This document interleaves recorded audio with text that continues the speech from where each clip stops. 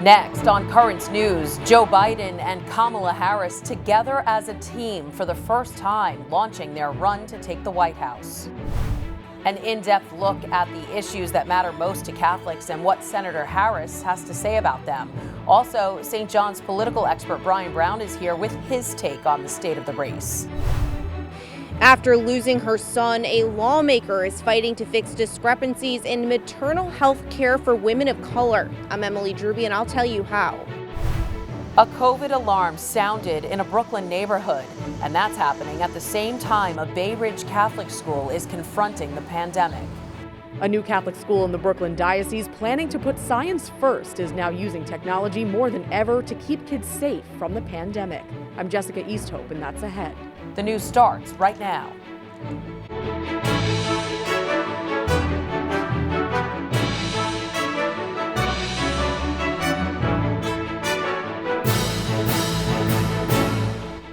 Good evening, I'm Christine Persichetti. Joe Biden and Kamala Harris are often running for the White House. They're appearing together for the first time as the Democratic team that's going to take on President Trump and Vice President Mike Pence. The Democrats are in Delaware. We're in the battle for the soul of the nation. That's when I decided to run. And I'm proud now to have Senator Harris at my side in that battle because she shares with the same intensity I do. And Joe, I'm so proud to stand with you. And I do so mindful of all the heroic and ambitious women before me whose sacrifice, determination, and resilience makes my presence here today even possible. So who exactly is Kamala Harris? She has a unique background when it comes to ethnicity and religion. And today we got a first glimpse of the Biden-Harris campaign in person and with the release of their first ad.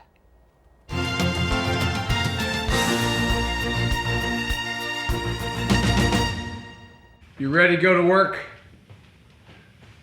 Oh my God, I'm so ready to go to work. And go to work she will, hoping to become the nation's first female, first Black, and first Asian American vice president. Growing up, whenever I got upset about something, my mother would look me in the eye and ask, "So what are you going to do about it?" Senator Kamala Harris's mother was born in India, her father born in Jamaica. So growing up, she was exposed to many of the world's religions. The 55-year-old was raised on Hinduism and Christianity. She now considers herself a Black Baptist. Her husband is Jewish.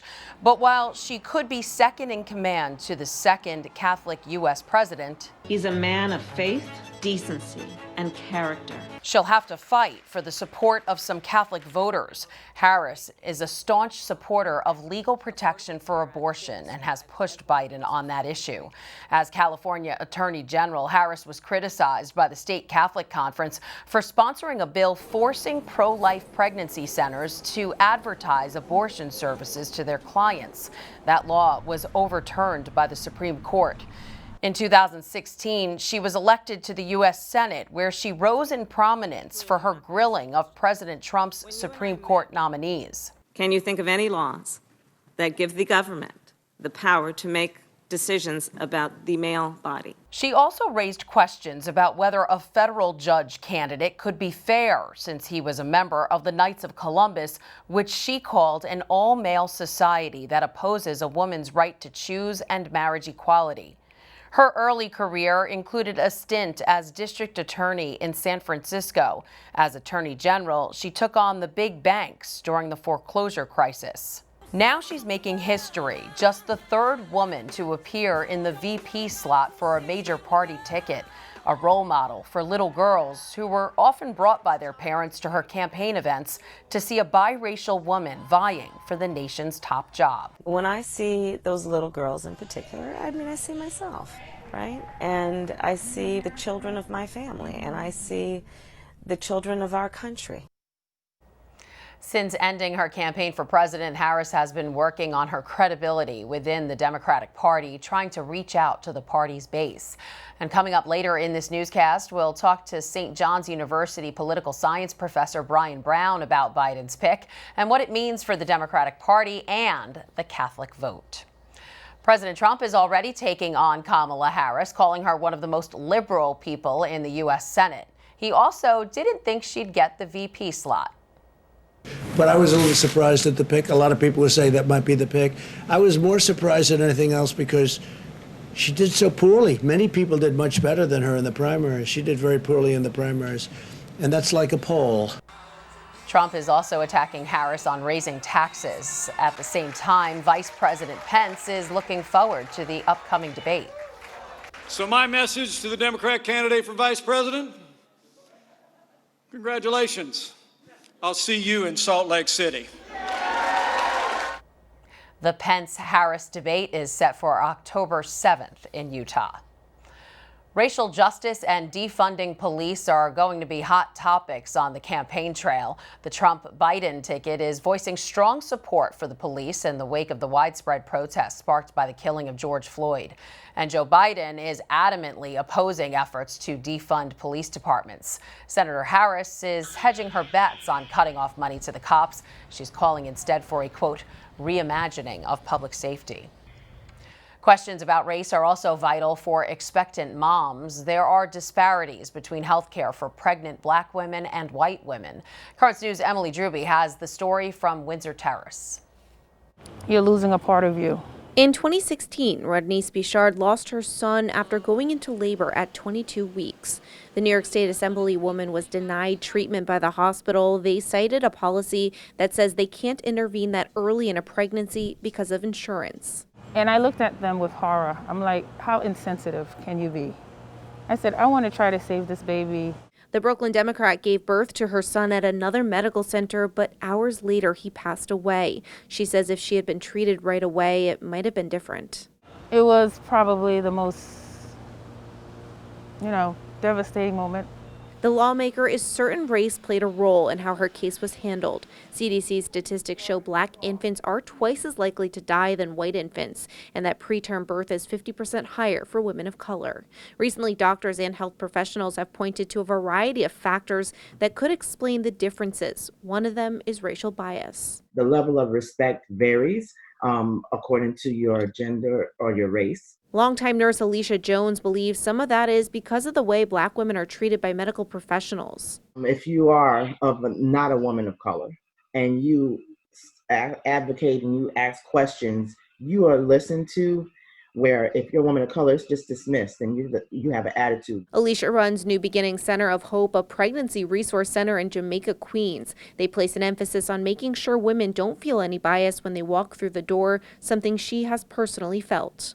And I've had really good practitioners that treat everybody the same.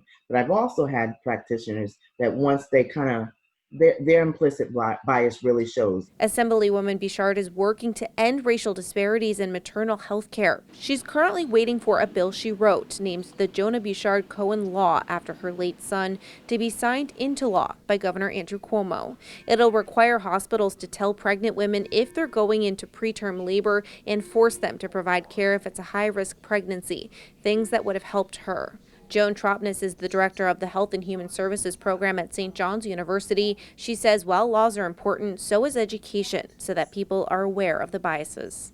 But if we are aware of them, then we can work to diminish them. Joan says Black women are often prejudged when they walk into a medical office. It's something that has to change so that maternal care can improve. In Windsor Terrace, Brooklyn, Emily Druby, Currents News. All eyes are on one Brooklyn neighborhood where the city is trying to cut off a coronavirus spike before it gets out of control. There's an uptick of cases in Sunset Park, 228 people testing positive in the past 2 weeks. That gives the community a 7% infection rate compared to the citywide average of just 1%. Mayor Bill de Blasio says the city's test and trace program is going to focus in to stop the spread. We now have a warning light. We have a sign there's something going on that we want to know more about, we want to delve into further. And the way we do that is by getting out into the community deeply, communicating with people at the grassroots, literally the knocking on doors, talking to local organizations and leaders with a simple message. Everyone needs to get tested. Right now, the cause of the uptick is unclear. De Blasio says the test and trace corps will be saturating the neighborhood in the days ahead. The top doctor at the CDC is saying there's a public health risk if kids do not go back to school. Dr. Robert Redfield, who's Catholic, is worried that students kept out of classrooms won't get the meals or mental health services they need. He's confident precautions will keep kids safe from the pandemic and says face-to-face teaching is a more effective way of learning. The new Catholic Academy in Brooklyn is facing the COVID crisis head-on. The high-tech curriculum that makes the school special is now being used to keep students and staff safe. Currents News' Jessica Easthope has the story from Bay Ridge. Kevin Flanagan walked these halls for years as principal of St. Anselm's Catholic Academy. Now he's back and gearing up for a new year. The halls look the same, but the school is totally different. For one, it's now called Bay Ridge Catholic Academy, and its curriculum will focus on science, technology, engineering, the arts, and math, also known as STEAM. We have a camera for the temperature screening. The very thing that will help keep its students safe from COVID-19. We have temperature readings being done every day when kids enter the building and teachers enter the building. So there's a camera system that's going to measure everyone's body temperature. The new school, created out of a merger of St. Anselm's and Holy Angels Catholic Academies, always planned to rely heavily on science inside the classroom. Now kids will experience the high-tech side of their school before they even come in. Elevated temperatures will be flagged in the system. More than 350 students will move past this thermal imaging camera upon coming into school every day. If they have a temperature, caution, abnormal, you'll know it. We've invested a tremendous amount of resources in the health and safety of our students. When parents send their kids to school here, I can give them my assurance that it is as safe as humanly possible. They could have chosen from ukulele, violin. Opening during a pandemic has forced the school to water down a lot of its big plans. Every student who came to school here was going to learn to play an instrument. Unfortunately, we can't operate in a model where kids would be able to change classrooms that frequently and get adequate spacing. The curriculum will remain focused on STEAM, but will have to be modified. We're going back to the basics to get open like everyone else in the community. Our focus is on health and safety. Flanagan says the school's goal is simple: to be the best in Brooklyn. How that dream will become a reality is similar to how the school started, with a merger of unique STEAM-driven courses and Catholic values. Our goal as educators is to instill the values of the Catholic religion and help you to be a well-shaped member of the community so that the world sees the kinds of students we educate here in the new Bay Ridge Catholic. Flanagan says the school's plan to reopen has already been approved by the state. The first Bay Ridge Catholic Academy students start school on September 9th. In Bay Ridge, Jessica Easthope, Currents News. A breakthrough tonight in the American race to beat the coronavirus. Drug giant Moderna is fast-tracking the manufacture of 100 million doses of a potential vaccine. That's after the White House gave the company $1.5 billion. If the medicine works, it will be provided to Americans for free. The vaccine is currently in clinical trials and waiting for FDA approval. There's a lot more news headed your way. We'll revisit the Biden-Harris ticket with political expert Brian Brown. Was she the right choice? He'll weigh in. Plus, it's happened again. A place of peace and prayer turned into a crime scene. We'll show you. And a warning that could have saved hundreds of lives in that Beirut explosion was apparently ignored. The details ahead. Now you can help us put your faith in the news. The next time you capture a newsworthy event, send us your pictures or video. It's easy. Go to netny.tv/send us, and you may see your submission on Currents News.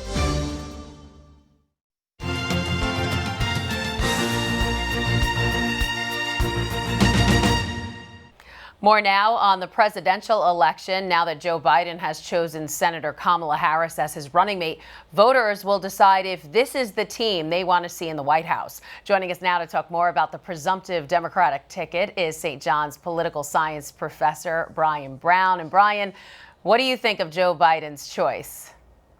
I think Kamala Harris is a safe, strategic, and frankly not a big surprise that she was chosen. It's a historical choice.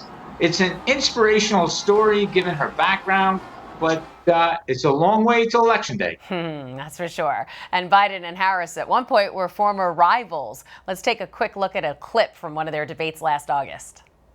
You can't beat President Trump with double talk on this plan. Unfortunately, Vice President Biden, you're just simply inaccurate. For a Democrat to be running for president with a plan that does not cover everyone, I think is without excuse. So what do you make of this change in their relationship? All is fair in politics, so I think that is water under the bridge when it comes to the Biden-Harris relationship. All right, now when it comes to Catholic issues, Senator Harris is a supporter of legal protection for abortion. She's also taken issue with the Knights of Columbus, calling the Catholic charitable organization an all-male society. As we all know, Joe Biden is Catholic. So what do you think all of this means for the Catholic vote? Her issue with the Knights of Columbus, I found it a little troublesome because it was either poor staff work or a simple Google search would have resolved any mystery around the Knights of Columbus and where they stand on Catholic issues. They're aligned with the Catholic Church. I think it was unfortunate because the Knights of Columbus, as we all know, do wonderful work and charitable efforts in the community and throughout the world. I think that was a misstep that she should probably work to correct. But the Vice President, we vote for the people at the top of the ticket. It's a historic choice, no doubt, but it's a footnote in history until she's at the top of the ticket, which is very likely someday. All right, now what can Harris do to help Biden win? Clearly, she helps with the gender gap, the diversity gap.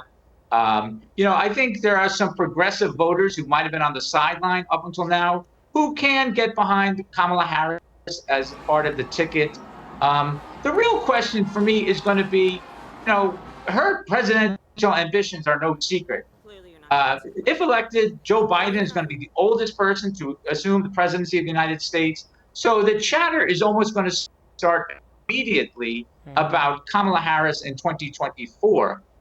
So I think that's going to be a challenge or an interesting challenge for Biden to manage and what kind of relationship they develop. Biden has experience. He's been the vice president. He knows what he's looking for. Kamala Harris may have to adjust along the way. All right, Brian Brown, thanks for sharing your insight, and we'll speak with you again soon. Good to be with you. Thank you. More Democrats could be hitting the voting booths this November thanks to new activism. There was a nearly 50% increase in early June of Democrats registering to vote. That's more than 520,000 potential new voters. That increase coinciding with the nationwide protests over the killing of George Floyd. The Republican voter registration increased by 6% during the same month. A Catholic attack again. A beloved place in Colorado has been desecrated, and police are hunting for those responsible. The historic Our Lady of Guadalupe shrine in Denver was invaded and a statue of St. Jude beheaded. Dozens of candles in the courtyard where the statue stood were also destroyed. The cops are investigating the incident as a hate crime. Church officials are considering closing the courtyard to the public. An urgent warning that Beirut was facing deadly danger was ignored by top leaders in Lebanon, adding fuel to the angry protests on the city streets. Lebanese security officials told the country's prime minister and president only days before the explosion that a massive stockpile of high explosives at the city's port could ignite and destroy Beirut. The warning was ignored, and at least 220 people were killed in the blast. As the people of Beirut struggle to recover, you can help them. The Catholic Near East Welfare Association at cnewa.org is where you can make a contribution. You can make a donation at caritas.org, and monetary gifts through Aid to the Church in Need are being accepted at churchinneed.org. We'll repeat this information at the end of the newscast. And in Brooklyn, Our Lady of Lebanon Maronite Cathedral is holding a prayer service and collection on Tuesday, August 25th at 7 p.m. The church is located at 113 Remsen Street in Brooklyn Heights. Still to come on Currents News, a man on a mission to make thousands of wooden cars and the unlikely partner who's steering him in the right direction. Do you have a story idea or want to share a tip? Email us at newstips@desalesmedia.org or call our 24-hour number, 718-517-3122. We'll be right back.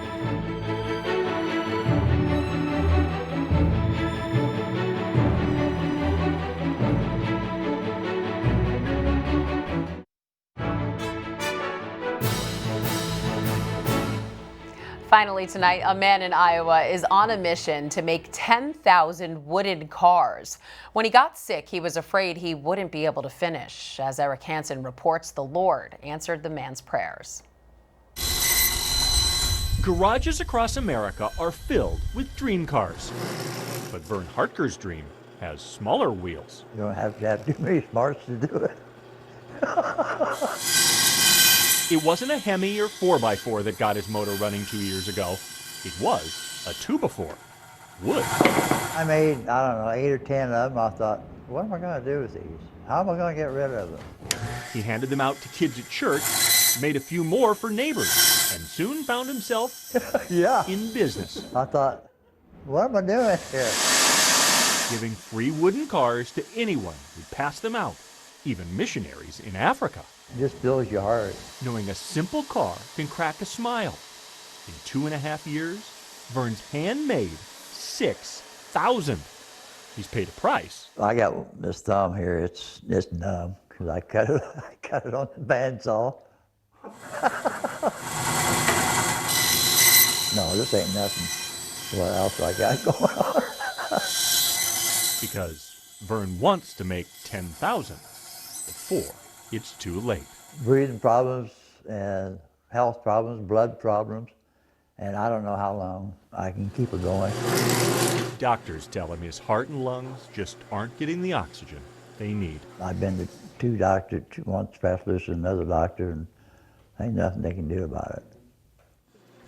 So I'm just building cars until something happens. But this summer, something did happen. He catches on pretty fast. When his neighbor's 13-year-old grandson Okay, Noah.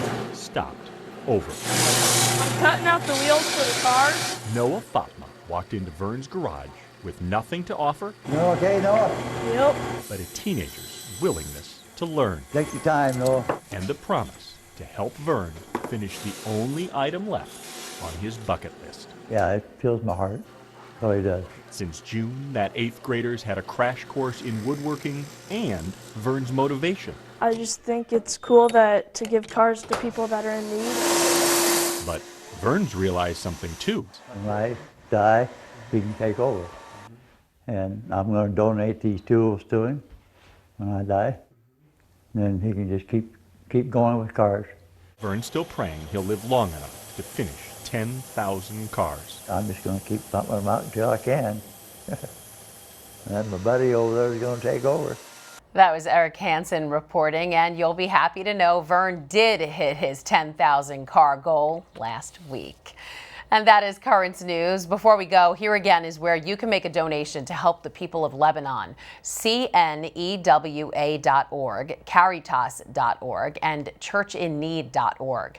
In Brooklyn, Our Lady of Lebanon Maronite Cathedral is holding a prayer service and collection on Tuesday, August 25th at 7 p.m. The church is located at 113 Remsen Street in Brooklyn Heights. I'm Christine Persichetti. Thank you for joining us because we are putting your faith in the news. Hope to see you again next time.